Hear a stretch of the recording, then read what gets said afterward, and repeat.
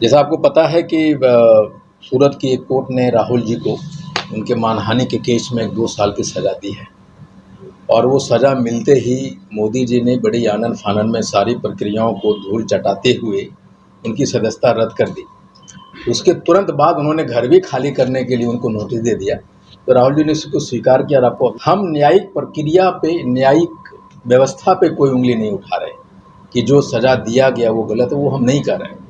हम ये कह रहे हैं कि जिस डिजाइन से ये सज़ा दी गई है, जो प्रक्रिया अपनाई गई है और जो हाल के दिनों में मोदी जी जुडिशरी को जो पंगु बना के रखे हैं, उस पे हमारा ये सवाल है। और ये पूरे भारत में कांग्रेस के जो वरिष्ठ नेताएं हैं राजधानियों में जाके कर रहे हैं। हम जो जैसे हम समस्तीपुर के प्रभारी हैं, हम प्रभारी के ज़िला में जाके कर रहे हैं। ये हमारा होम टाउन है। तो ये 2 प्रखंड अध्यक्ष बेसिकली लुकमान जी और दीपक ठाकुर जी, इन्होंने कल लक्ष्मीपुर में किया। उसी क्रम में एक ब्लॉक स्तर का यहाँ भी प्रेस कॉन्फ्रेंस है। आप देखे होंगे कि 2019 में कोलार में राहुल जी एक भाषण देते हैं मोदी सरनेम पे, कहते हैं ललित मोदी, नीरव मोदी, नरेंद्र मोदी ये सब चोर हैं, ये नहीं कहते। लेकिन भाजपा ने उसको डिजाइन बनाया कि ओबीसी का उन्होंने अपमान किया है। एक कोर्ट में केस करते हैं, लेकिन कानून ये कहता है कि जो प्लेस ऑफ अक्रेंस है वहाँ पे तुरंत केस हो सकता है। लेकिन अगर सूरत में करना चाहते हैं आप, उसकी एक कानूनी प्रक्रिया है, एक सक्षम पदाधिकारी इसका जांच करेगा और वो जांच अगर सही पाया जाता है तो उस रिपोर्ट के आधार पे केस हो सकता था। इसी तरह की बहुत सारी प्रक्रियाओं को आज जो कंप्रोमाइज़ किया जा रहा है देश में सत्ता के प्रभाव में, उसी के परिणाम है कि हम लोग विरोध इस प्रेस वार्ता के माध्यम से विरोध प्रकट कर रहे हैं।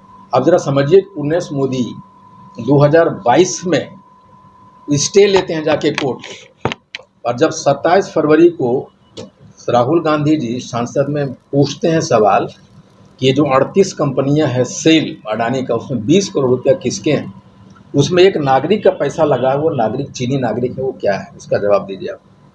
जो ही राहुल गांधी जी ये सवाल पूछते हैं और यहाँ फिर से पुण्यस मोदी हाईकोर्ट जाता है और कहता है कि मैंने जो स्टे लगाया था, आपको मालूम हुआ कि उन्होंने स्टे भी लगाया था 2022 में।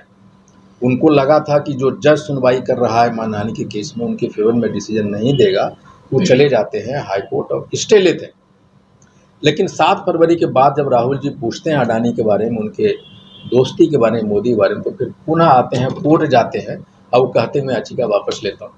16 फरवरी को वो फिर से चालू होता है सुनवाई और महज 1 महीना में 23 अप्रैल 2023 को सज़ा सुना दी जाती है। भारत के इतिहास में ये पहली बार हुआ है कि किसी भी इंसान को किसी मानहानि में 2 साल की फुल डोज की सज़ा दी गई है। राहुल जी तो 4,500 किलोमीटर चला, वो तपस्वी है। वो सदस्य रहे या ना रहे उससे कुछ फर्क नहीं पड़ता। जो आदमी 2-2 बार प्रधानमंत्री पद को ठुकरा दिया, वो चाहता प्रधानमंत्री रह सकता था।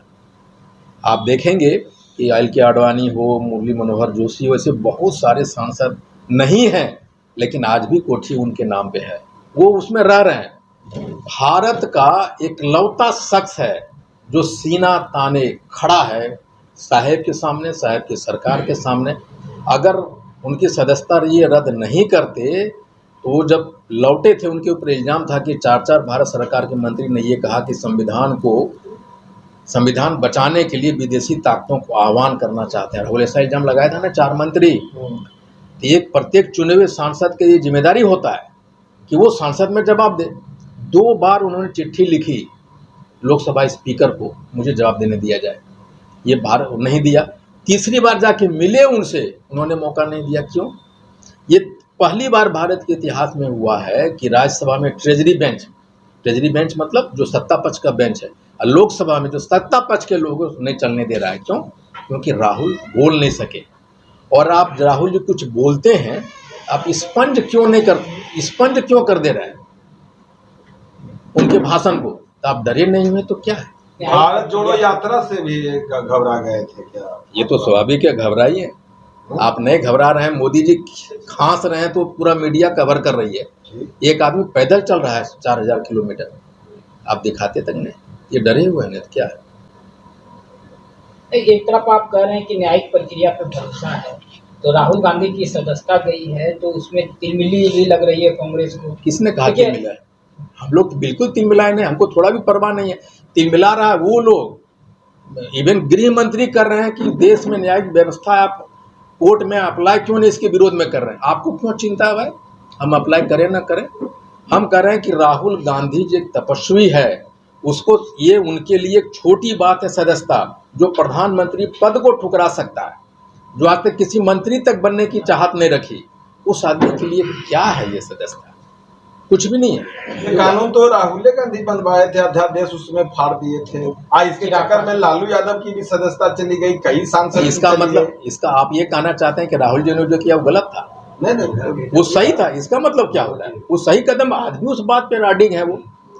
ये सुशील मोदी भी अब कह रहे हैं कि जो मोदी इफेक्ट नाम लेकर जो ये किए गए हैं, उस पर जो है ये भी केस दर्ज कर सुशील कुमार मोदी डगरा का बैगन है। अच्छा, इससे ज्यादा उनकी औकात नहीं है। उनको नहीं पता कि उनके साथ जिनके लिए वो लड़ाई लड़ रहे हैं ना सुशील मोदी जी, उनकी क्या हैसियत करके रखा है उनको नहीं मालूम है। अभी वो जब मुख्यमंत्री थे तो मुख्यमंत्री उनको बचाए रखते थे सुशील मोदी को, उनके सहारा भाजपा ने वो कवच बना रहता था नीतीश कुमार जी, अब उनके पीछे बचे रहते थे। उनको क्या सजा मिला है? मोदी जी और अमित शाह ने कहीं का छोड़ा क्या? डगरा बैगन से ज्यादा हैसियत सुशील कुमार मोदी की नहीं है। भारत जोड़ो यात्रा का भारत में क्या प्रभाव पड़ा? अभी देखिए चुनाव हुआ, उसमें कहीं कांग्रेस नजर नहीं आई एमएलसी चुनाव में, जबकि देखिए कि जन सुराज एक पार्टी बना के निकले हुए हैं, उनके एक एमएलसी बन गए और कांग्रेस का कहीं कुछ नहीं रहा। तो भारत जोड़ो यात्रा तो बहुत ज्यादा व्यापक असर लोगों पर नहीं कर रहा है। आप लोग अब एक बात समझिए कि भारत जोड़ो यात्रा चल रही थी, वहाँ चुनाव भी हो रहे थे। राहुल जी अगर उस चुनाव के परिप्रेक्ष्य में भारत जोड़ो यात्रा करते तो चुनाव में प्रचार में न जाते जी, कभी गए? उस आदमी को सत्ता से थोड़ा भी लालच नहीं है, और वो कभी भी एक राजनीतिक यात्रा नहीं थी।